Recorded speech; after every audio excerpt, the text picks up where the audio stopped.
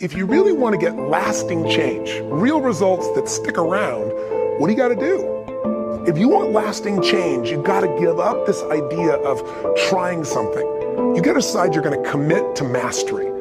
I'm not exaggerating. I do weekends, and what I do more than that, obviously coach people, but I'm into immersion. Because how'd you learn language?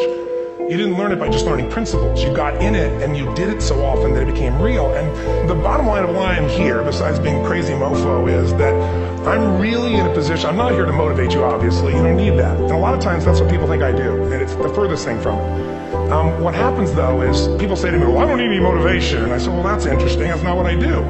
I'm the why guy. I don't know why you do what you do. What is your motive for action? What is it that drives you in your life today, not 10 years ago, or are you running the same pattern?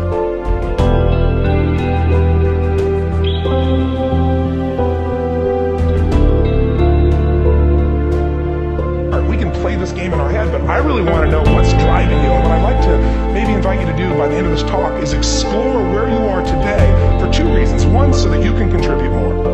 And two, so that hopefully we can not just understand other people more, but maybe appreciate them more and create the kinds of connections that can stop some of the challenges that we face in our society today. They're only going to get magnified by the very technology that's connecting us. So emotion is it. If we get the right emotion, we can get ourselves to do anything. We can get through it. If you're creative enough, playful enough, fun enough, can you get through to anybody, yes or no? If you don't have the money, but you're creative and determined enough, you find the way. So this is the ultimate resource, but this is not the story that people tell us, right? The story people tell us is a bunch of different stories. They tell us we don't have the resources, but ultimately, if you take a look here, flip it up if you will. They say, what are all the reasons they have a common? We said that. Next one, please. He's broken my pattern, that son of a bitch. I appreciated the energy, I'll tell you that. What determines your resources? We said decisions shape destiny, which is my focus here. If decisions shape destiny, what determines it is three decisions. What are you going to focus on? Right now, you have to decide what you're going to focus on. In this second, consciously or unconsciously, the minute you decide to focus on something, got to give it a meaning. And whatever that meaning is, produces emotion. Is this the end or the beginning?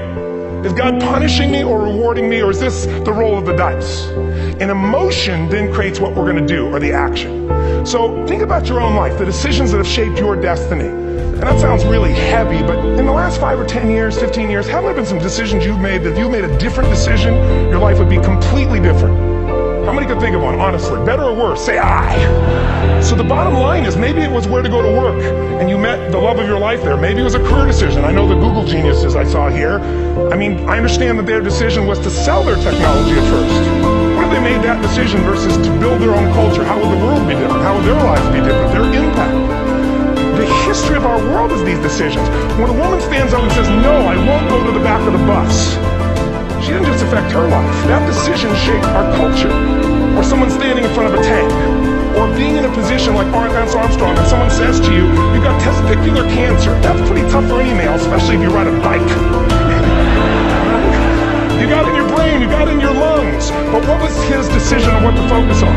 Different than most people. What did it mean? It wasn't the end, it was the beginning. What are they going to do?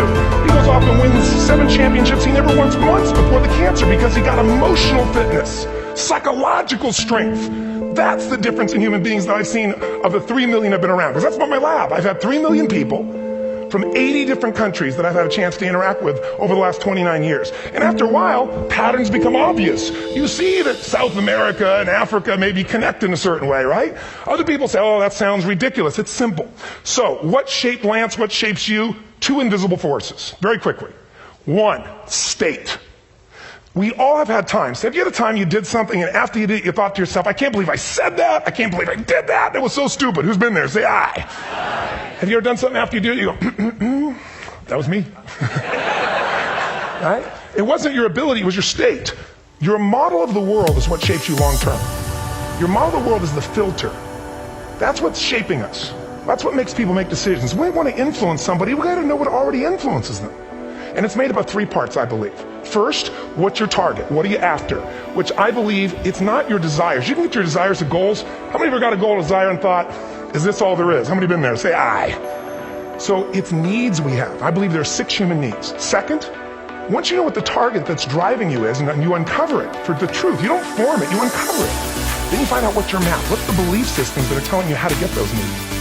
Some people think the way to get those needs is destroy the world. Some people have to build something, create something, love someone. And then there's the fuel you pay. So very quickly, 6 needs. Let me tell you what they are. First one, certainty. Now these are not goals or desires. These are universal. Everyone needs certainty that they can avoid pain, at least be comfortable. Now how do you get it? Control everybody, develop a skill, give up, smoke a cigarette.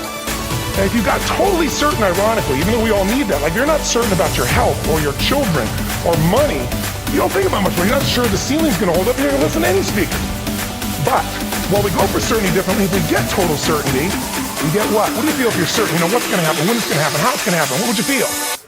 Bored out of your mind. So God, in her infinite wisdom, gave us a second human need, which is uncertainty. We need variety. We need surprise. How many of you here love surprises? Say aye. Bullshit. You like the surprises you want. The ones you don't want, you call problems, but you need them. So variety is important. Have you ever rented a video or a film that you've already seen? Who's done this? Get a fucking life. Right? Why are you doing it? You're certain it's good because you read it before, saw it before, but you're hoping it's been long enough you've forgotten if there's variety. Third human need, critical, significance. We all need to feel important, special, unique. You can get it by making more money. You can do it by being more spiritual. You can do it by getting yourself in a situation where you put more tattoos and earrings in places humans don't want to know. Whatever it takes. The fastest way to do this, if you have no background, no culture, no belief in resources or resourcefulness, is violence. If I put a gun to your head and I live in the hood, instantly I'm significant. 0 to 10, how high? 10. How certain am I you're going to respond to me? 10. How much uncertainty? Who knows what's going to happen next? Kind of exciting. Like climbing up into a cave and doing that stuff all the way down there. Total variety and uncertainty. And it's significant, isn't it? So you're willing to risk your life for it. So that's why violence has always been around and will be around unless we have a consciousness change as a species. Now you can get significance a million ways, but to be significant, you got to be unique and different. Here's what we really need. Connection and love, 4 things. We all want it. Most people settle for connection because love's too scary. Don't want to get hurt. Who here has ever been hurt in an intimate relationship? Say aye. If you don't raise your hand, you'll have had other shit too. Come on. And you're going to get hurt again. Aren't you glad you came to this positive visit? But here's what's true. We need it. We can do it through intimacy, through friendship, through prayer, through walking in nature. If nothing else works for you, get a dog. Don't get a cat, get a dog. Because if you leave for 2 minutes, it's like you've been gone for 6 months when you show back up again 5 minutes later, right? Now these first 4 needs, every human finds a way to meet. Even if you lie to yourself, even if you have split personality. But the last 2 needs, the first 4 needs are called the needs of the personality, is what I call them. The last 2 are the needs of the spirit. And this is where fulfillment comes. You won't get fulfillment from the first 4. You'll figure a way, smoke, drink, do whatever, meet the first 4. The last 2, number 5, you must grow. We all know the answer here. If you don't grow, you what? If a relationship's not growing, if a business is not growing, if you're not growing, it doesn't matter how much money you have, how many friends you have, how many people love you, you feel like hell. And the reason we grow, I believe, is so we have something to give of value. Because the 6th need is to contribute beyond ourselves. Because we all know, corny as it sounds, the secret of living is giving. We all know life's not about me, it's about we. This culture knows that. This room knows that. And it's exciting. When you see Nicholas up here talking about his $100 computer, the most passionate, exciting thing is he's a genius, but he's got a calling now. You can feel the difference in him. And it's beautiful. And that calling can touch other people. In my own life, my life was touched because when I was 11 years old, Thanksgiving, no money, no food, and we're not going to starve, but my father was totally messed up. My mom was letting him know how bad he messed up. And somebody came to the door and delivered food. My father made 3 decisions. I know what they were briefly. His focus was, this is charity. What does it mean? I'm worthless. What am I going to do? Leave my family, which he did. The time, one of the most painful experiences of life. My 3 decisions gave me a different path. I said, focus on, there's food, what a concept. You know? Second, but this is what changed my life. This is what shaped me as a human being. Somebody's gift, I don't even know who it is. I thought, my father always said, no one gives a shit. And all of a sudden, somebody I don't know, they're not asking for it, this is giving our family food, looking out for us. It made me believe this. What does it mean? That strangers care. And what that made me decide is, strangers care about me and my family, I care about them. What am I going to do? I'm going to do something to make a difference. So when I was 17, I went out one day on Thanksgiving. It was my target for years. Have enough money to feed 2 families. Most fun thing I ever did in my life, most moving. Then next year I did 4. And I didn't tell anybody what I was doing. Next year, 8. I wasn't doing it for brownie points. But after 8, I thought, shit, I could use some help. So sure enough, I went out, and what did I do? I got my friends involved, and I grew companies, and I got 11 companies, and I built a foundation. Now, 18 years later, I'm proud to tell you, last year we fed 2 million people in 35 countries through our foundation. all during the holidays, Thanksgiving, Christmas, in all the different countries around the world. Isn't that fantastic? Thank you. So I don't tell you that to brag. I tell you because I'm proud of human beings because they get excited to contribute once they've had the chance to experience it, not talk about it.